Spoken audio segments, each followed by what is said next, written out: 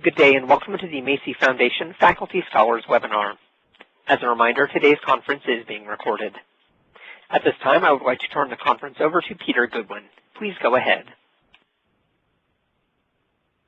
Hello all. My name is Peter Goodwin. I'm Chief Operating Officer and Treasurer here at the Josiah Macy Jr. Foundation. I'm delighted to invite you and have you here for our webinar on the Macy Faculty Scholars Program 2016. Joining me here in our offices in New York City is our President, Dr. George Thibault, and we will schedule about 45 to 50 minutes today for this webinar. The purpose of this webinar is to provide you an opportunity to hear directly from the principals involved with the Macy Faculty Scholars Program. Today we'll share with you the program's vision and the program's highlights, and also spend some time on the application and selection process. Now, our agenda today is divided into two parts. We'll spend about 10 minutes on the presentation, and then we'll leave plenty of time for questions and answers. The web conference today is being recorded and will be able to be viewed and heard on our website starting next week. So with that, I'll turn the mic over to Dr. George Thibault. Good afternoon, everybody. Or I guess it's good morning for those on the West Coast. This is our 6th year of the program of the Macy Faculty Scholars, and we're enormously gratified by the interest in the program nationally, and the presence of all of you on this webinar expresses that continued interest, and thank you very much for that. The vision of the program is that at a time of great change in healthcare delivery and in health professions education, we've identified a need to recognize and nurture the careers of educational innovators. Our goal is to identify mid-career faculty that have shown great promise. We want to give them protected time, mentoring, and make them part of a national network to create educational change at the institutional level and to create a national cohort of leaders and educational innovators. I want to emphasize that this is a career development program. We want to identify people who've already shown enough promise that predicts future leadership, but still have a lot of their career left. So we want to find that magic moment when this experience will catalyze their careers. The highlights of the program is that we provide a stipend that will protect at least 50% of the time of the scholar to pursue the mentored educational project at their home institution, and we'll provide that stipend for 2 years of the program. All scholars will participate in the annual meeting of the Macy Faculty Scholars, which will include all scholars that have ever been named. So this is part of this lifetime membership in the program. Scholars will receive mentoring from a distinguished National Advisory Committee. And all scholars will participate in one or more Harvard Macy programs. All of them will take part in the program for educators in the first year of their stipend unless they have already taken that course. And then they can participate in other courses as time and interest allows during their supported time in the program. Scholars will also have access to other Macy grantees and programs and, of course, to the whole cohort of scholars. Our eligibility criteria are that all candidates must be doctorally prepared faculty in good standing at a sponsoring medical school or nursing school. They must have served at least 5 years on a medical or nursing faculty, ideally at the sponsoring institution. They must have an identified faculty mentor. They must have an educational innovation project. They must be a citizen or permanent resident of the United States or its territories. I want to emphasize that each person must be nominated by the dean of their respective school, either nursing school or medical school, and each nursing school or medical school can only nominate one person.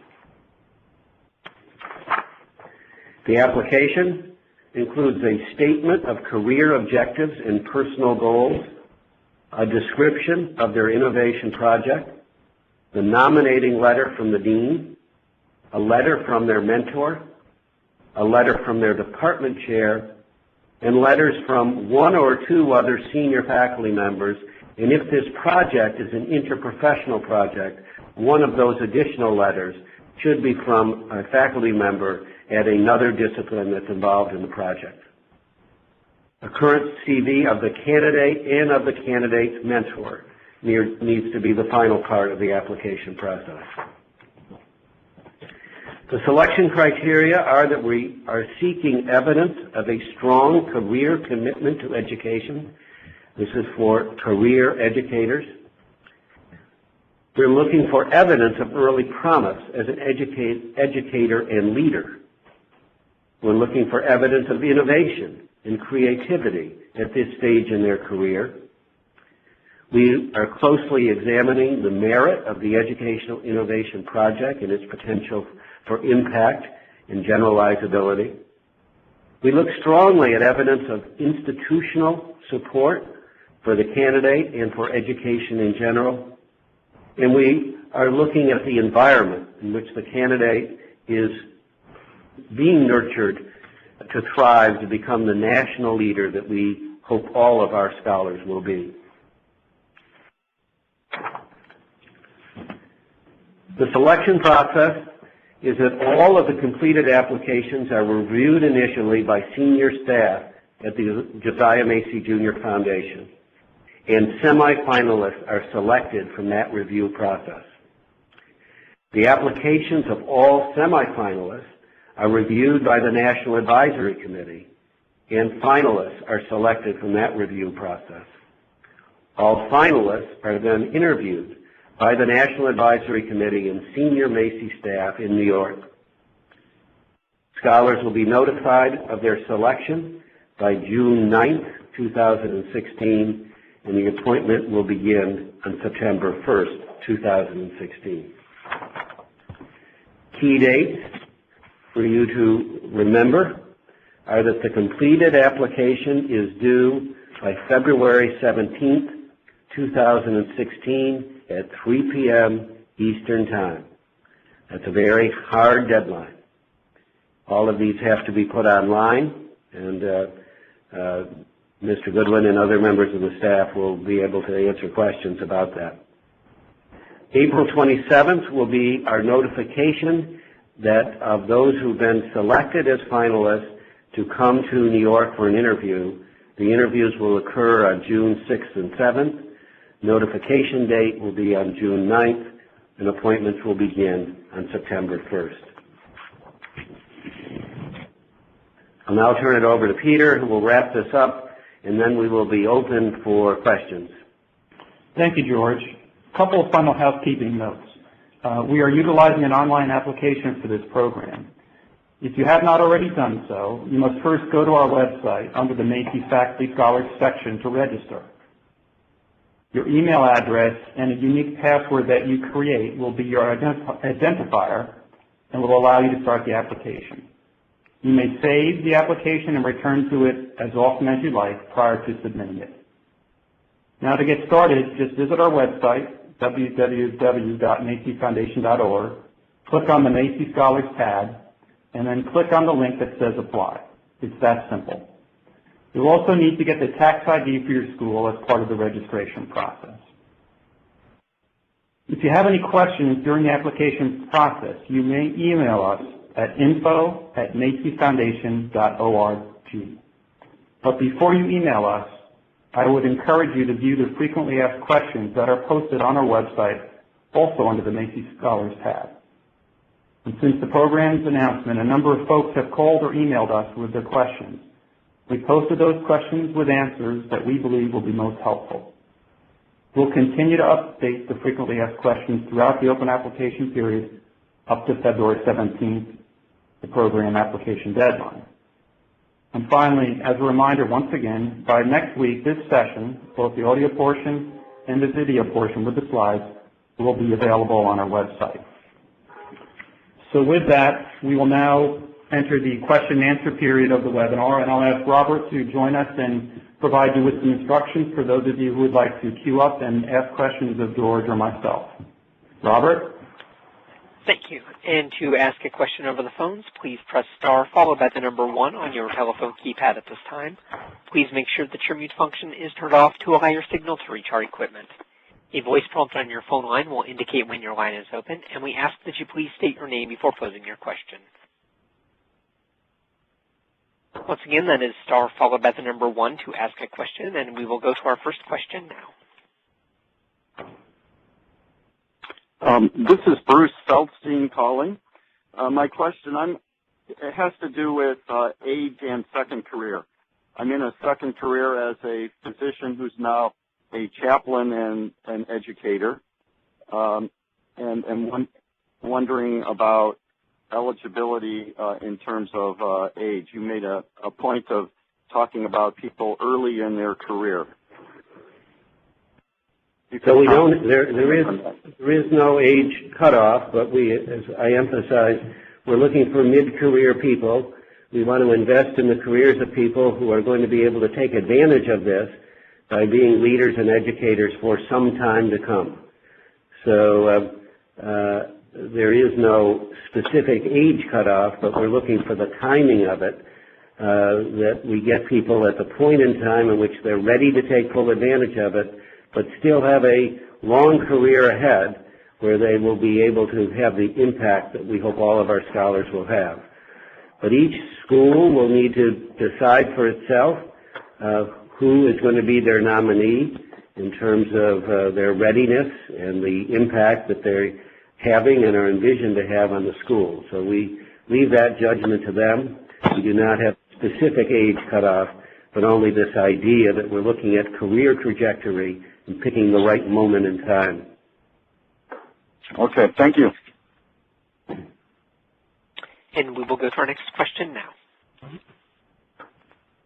Hi there, this is Will Wemmer and Betsy Toll from Brown University. We had 2 questions for you. The first is a pretty easy yes or no. On the project proposed, would you be open to an academic conference, the planning and executing as the project?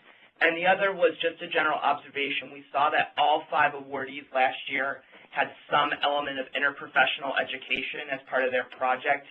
Is that a requirement or strongly encouraged by the reviewers? And would interprofessional education that involves bringing scholars from around the world to discuss a topic be considered interpersonal education? So let me address your first question first. For a 2-year award, that's a career development award, we would expect more than a conference out of this. This is an ongoing project of work. A conference might be part of it, but for 2 years of support and the career development and the growth and the impact that we're looking for this major long-term investment, this is more than a conference. It could include a conference. And as far as your second question, it's well known that we're happy that the Macy Foundation is identified with interprofessional work, and we've attracted many people who have that interest, but it is not a requirement that the Scholars Project be interprofessional. But we are interested in interprofessional work, but we're interested in other educational innovations in addition to interprofessional work, so that's not a requirement. Fantastic. Thank you. Thank you. And we will go to our next question now.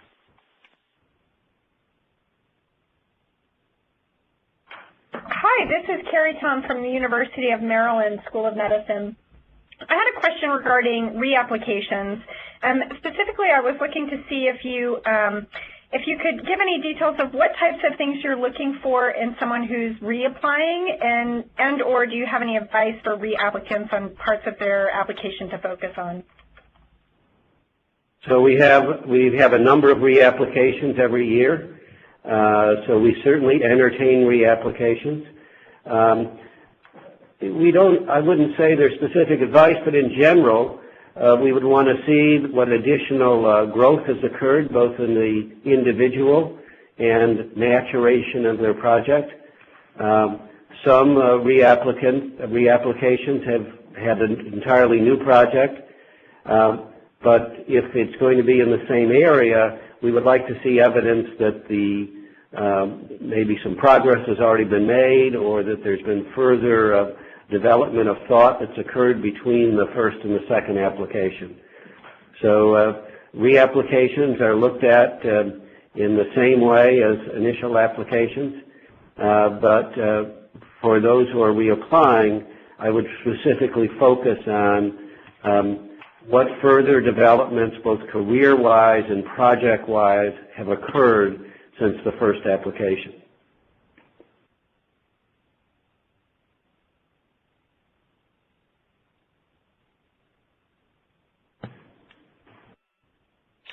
And we will go to our next question now. Hello. My name is Renee King from the University of Colorado, and I had a question regarding the project. Would the audience have to be specifically students or residents, or can the intended project audience be other faculty as well? We certainly support faculty development projects. Across our whole Macy portfolio.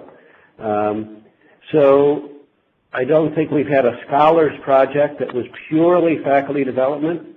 So we'd want to know exactly who are the learners that are going to benefit from that faculty and what innovation they're going to bring about.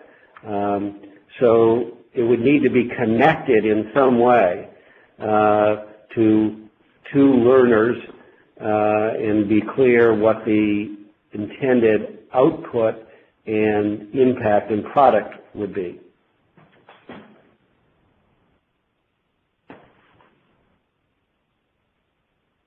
And we will go to our next question now.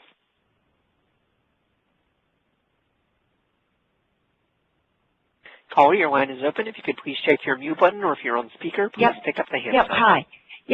Hi. This is Erica Frank calling. I wanted to know, George, how do you think people emerge different at the end of these 2 years than they would have, and how are their projects enhanced than if we hadn't had that exposure? Well, of course, these are not controlled experiments, so we don't have the same people. We don't have the same people that don't experience the Macy Faculty Scholar Program.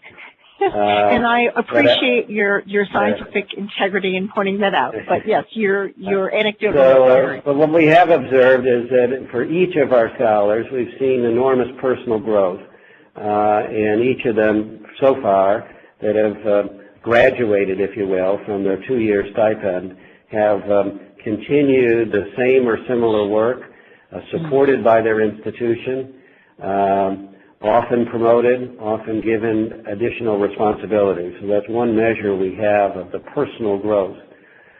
The projects evolve, as with any project, and I tell the scholars when they start, if your project doesn't change during the course of the 2 years, you're probably not paying attention, because nobody can anticipate when they write a proposal all of the things that are going to happen. So the projects themselves evolve under the both local mentorship and national mentorship. And the individuals, and again, I want to emphasize that we view this principally as a career development program, not just as a project program. And it is the growth and development of the individuals that we will, I think, be able to document and look back on in years to come as our most important product. And so far, I would say we're definitely headed in that direction.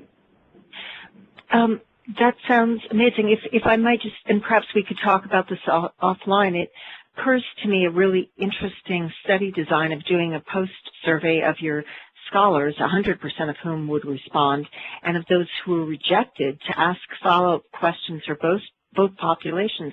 And then you could really have data, I think, quite readily. But I'll follow up with you by email. Sure. Thanks. We'll talk to you another time, Eric. Thank you. Thank you. And we will go to our next question now. Your line is open. Hi, my name is Dr. Edwin Ozawa, and the question I have is, well, first of all, I'm largely involved in simulation at my institution, medical simulation, and anticipating that in the next year or so I may end up in a position of either director or co-director of the simulation center here. But I'm wondering, just as, from your standpoint, moving into this fellowship program, but also acting as a director of the Simulation Center and sort of combining the two tasks and really honing in on specific projects and not only leading the center, but also acting as a catalyst for certain educational research programs that are of particular interest to me. And I was wondering what you, how that sort of combination strikes you. I think that could be a perfect combination. We ask for the commitment of your dean and department chair that truly 50% of your time will be protected to do your Macy supported project. And so I think as long as everybody understands going into it that the Macy project is not to support you in those other important administrative, leadership, or research roles, and as long as it can be balanced, then it is very compatible. I'm getting an echo here. I don't know. Yeah. All right. Thank you very much. And we will go to our next caller now. Hi, this is Gabriela Mostara Wilson, University of Southern Indiana. My question is if the dean of my college could serve as a mentor at the same time. Yes. We've had a few examples of that very successfully. As long as your dean is committed to give you the time that you deserve as a mentee. Yeah. Yeah. Thank you so much. I appreciate it. And we will go to our next question now. This is Rhonda Schwent from the IU School of Nursing. If part of our project is to help bridge the gap between education and patient outcomes, and so we will be doing part of the project will be in a healthcare facility after we've engaged our learners in the educational project, do we need a letter of support from that institution, or can we just describe that in our application in the narrative? It's hard to give a general answer to that, but if it's really key to the success of your project, it's probably better to have a letter that doesn't leave any doubt. You don't want to find yourself partway into the project and find that, facility's not available. So I would advise you to get that in writing, more for your sake than for ours. Great, thank you. And we will go to our next question now.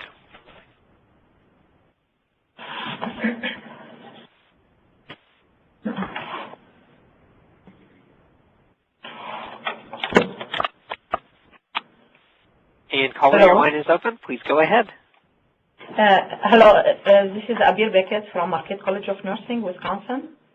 I have a question regarding the mentor. Should the mentor be from the same university or same college? That's a good question. We've had a few examples where the mentor was not at the same institution. It's a little challenging, but it can be done. But again, the mentor is both the project mentor and a career mentor. And we want to be sure that the scholar is getting the full benefit of mentorship in both capacities, and that there aren't barriers, unintended barriers from distance and logistics if the person's not on site. So it needs to be carefully thought through and clearly explicated in the letter of support from the mentor about how being at why this is the perfect mentor and why being at another institution will not be a barrier to providing full mentorship. Okay, thank you. And we will go to our next question now. My question has been asked. Thank you. And we will go to our next question. Hi, this is Ruja Mezaros from SUNY Upstate Medicare University from Syracuse, New York. And I want to go back to the target audience question, and because I was wondering which is preferable for you. Do you have any preference for students versus residents versus a combination of students and residents as the target audience? No, our target audience is the scholar. It's the career that we're interested in and how that career is going to be best expressed to have an impact on learners. So we don't go in with a preference that one group of learners is more important than another. We're interested in the career and the impact. Okay, thank you. Thank you. And we will go to our next question now. Hello, this is Heather Johnson-Fessler at UC Irvine, and my question is, if an institution has received funding in the past, would you suggest waiting a certain amount of time before another faculty member applies for the program? Thank you. That's a good question. We've discussed it, and up until now, we've put no limits on that. So we have had scholars apply, candidates apply from schools that have a current scholar, and we have decided we will review those equally with all other candidates. Thank you. And we will go to our next question now. Hi, this is Christine Talley with the University of Minnesota, and I have another question regarding the target audience of the learners.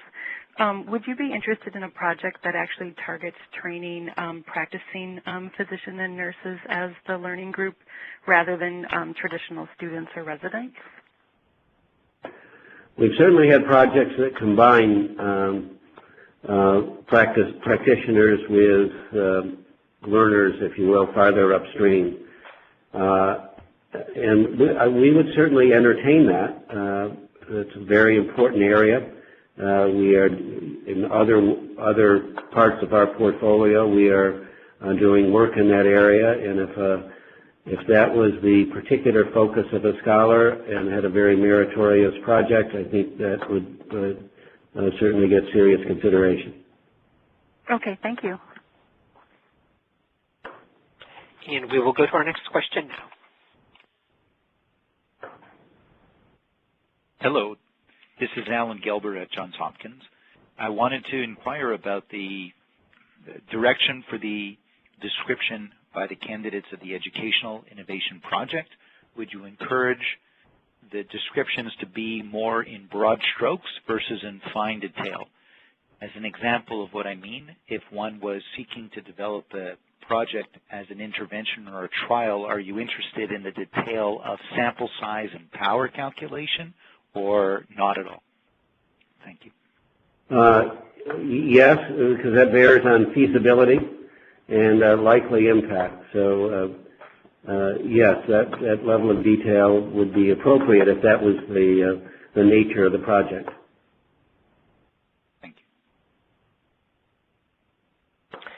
And we will go to our next question now.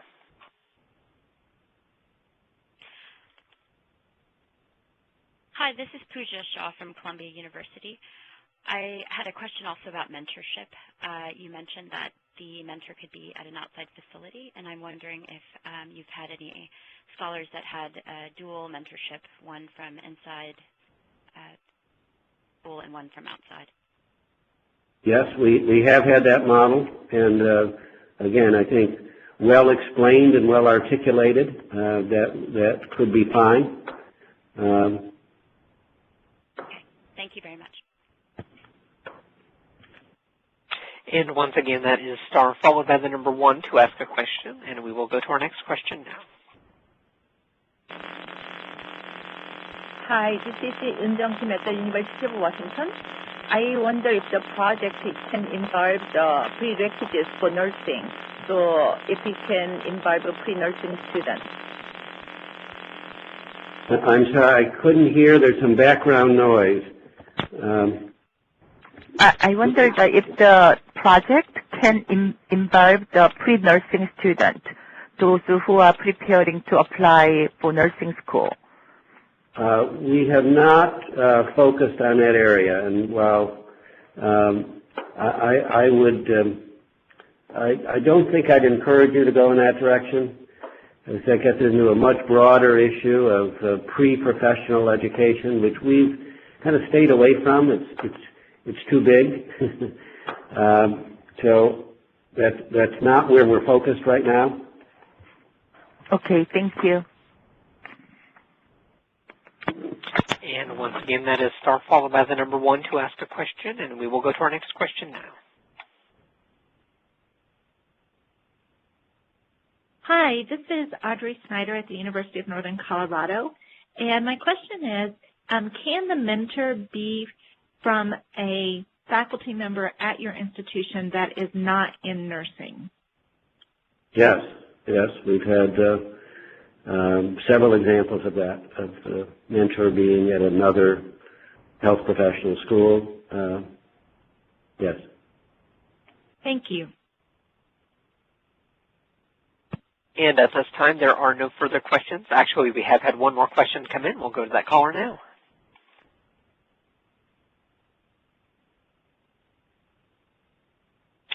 And caller, your line is open. If you could please check your mute button, or if you're on speaker, please pick up your handset. So sorry. This is Angela Ritten from the University of Central Florida. I see that a College of Nursing and a College of Medicine in the same university can apply. Has there ever been a situation where 2 Macy scholars were granted from the same institution?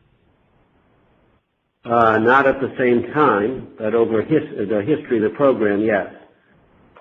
But we have no rule against it, so they would be given independent evaluation. And can I ask a follow-up? We have many dual applicants in any given year from medicine and nursing in the same institution. May I ask a follow? Sure. Has there been any situation like that? I know that one of your focuses is interprofessional education and teamwork. Has there been any situation like that where a medical school and a nursing school have put in proposals that complement or collaborate with each other? Yes, there have. One of our scholars was actually nominated by both the medical school and the nursing school. But that would be for a single scholar. It would probably be difficult to think that we're going to use 2 of our precious 5 physicians to do the same project. So the idea that 2 different people would get independently named as scholars to do the same project is probably less likely.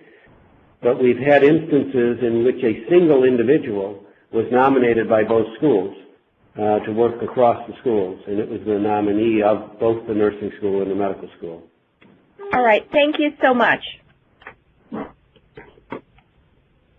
And once again, that is star followed by the number 1 to ask a question. We will go to our next question now. Hi, this is Laura Thomas with Texas Tech University Health Science Center. In your application, what I'm hearing from the call is that you're looking at career development of the individual faculty, but you also want this project. So the project should be focused on the career development. So how should the application be focused? On the project or on the career development? There's both. There's 2 parts of the application, and that's your career goals and a project description. So we need both. Okay. Thank you. And there are no other questions from the phones at this time. Well, I want to thank everybody. Excellent questions, and again, refer you to our website where we post and keep updating frequently asked questions, and wish you the best of luck.